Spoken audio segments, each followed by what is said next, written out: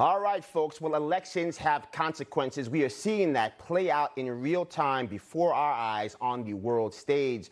We want to talk to two lawmakers who are actually living and breathing this issue with us. Congressman Jeff Van Drew of New Jersey and Congressman Van Taylor of Texas. So good to see both of you. Thank you so much for joining us to tackle this difficult issue. Congressman Van Drew, I'll start with you. What is your take on what has transpired in Afghanistan and the steps you think need to be taken right now to staunch the bleeding? Complete disaster. It is literally one of the worst times, worst events, most terrible things we have seen in American history. Completely botched up. The president didn't listen to even his own advisors, civilian and military.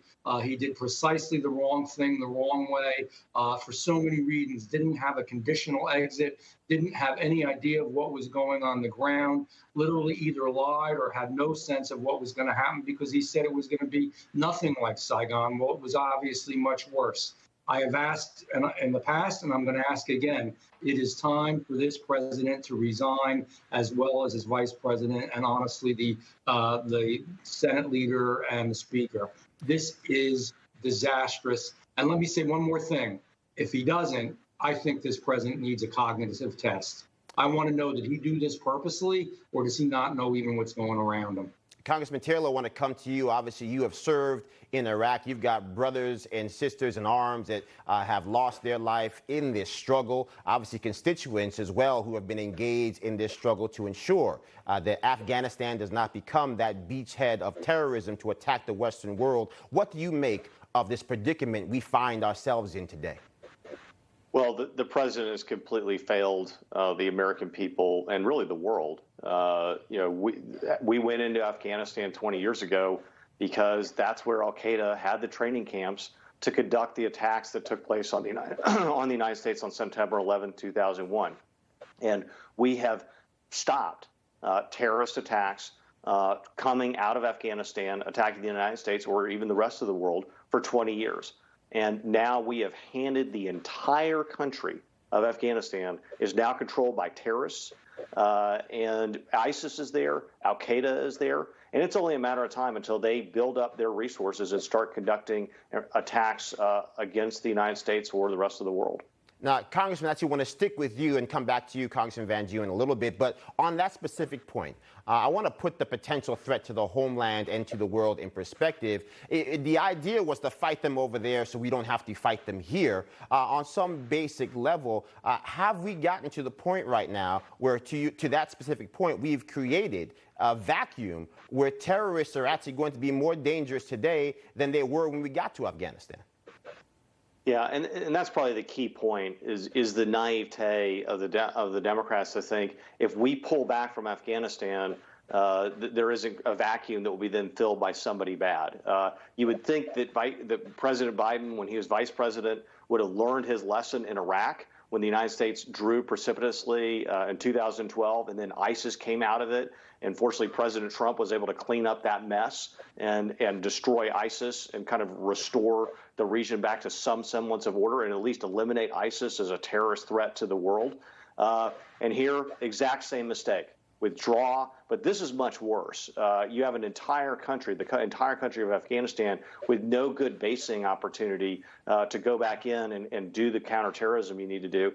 In addition, we have another disaster on our hands where we have thousands of Americans trapped in Afghanistan right now, and the administration does not have a working plan to get them all out.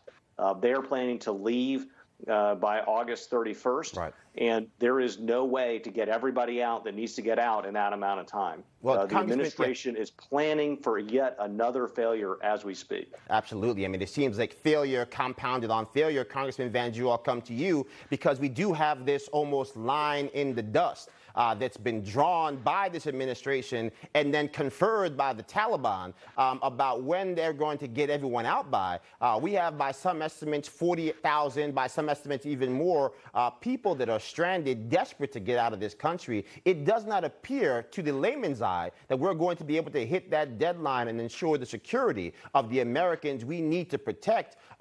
What happens here if we find ourselves in a world where the Taliban feel like they've honored their argument government, their agreement, and all of a sudden they just seize complete and utter control of the entire region? Well, that's going to happen at some point, without question. I guarantee it. This is an embarrassment on the world scene. It makes America look weak. And frankly, we have been dealing with it in a weak way. The disappointment is unbelievable. And by the way, exit strategy, what should have happened is we should have gotten all the Americans out, all the Afghanis that worked with us out, and then made sure to protect our equipment, either destroy it, unfortunately, or get it out, but in no way let the Taliban have it. They've got the guns now. They've got, literally the helicopters and every other form of munitions and everything that we fear that we didn't want them to have. It's so bad. And already there are stories coming out. The Chinese are reverse engineering already some of our equipment. So we've given our best stuff over to people that are our enemies. And I'm going to repeat again, either this president needs a cognitive test to find out whether he actually even knows what he's doing, because this is so bad, I don't know how anybody could do this, or he's purposely done something that's awful. Well, Congressman Taylor, to that specific point, you look at what's happened here with President Biden. Many of the things that he said in that speech to the nation, I think there are a lot of people on both sides of the aisle that would agree with it. The problem becomes, the inconvenient truth is, well, were you either so oblivious to the reality on the ground that you missed this outcome, or somehow were you lying to us before, and now this is just a convenient argument to make? Because for the last 2 months, for the last 4 months, going all the way back to when he decided he wanted to be a candidate for president, this attitude towards Afghanistan that he is articulating was nowhere to be found from him or his officials.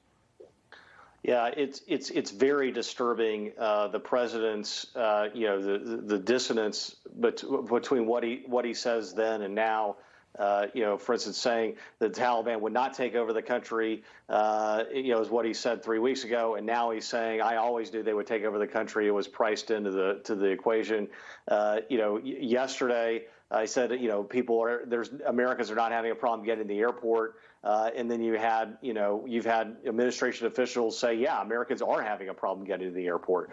So you have to wonder, is either incompetent or completely dishonest.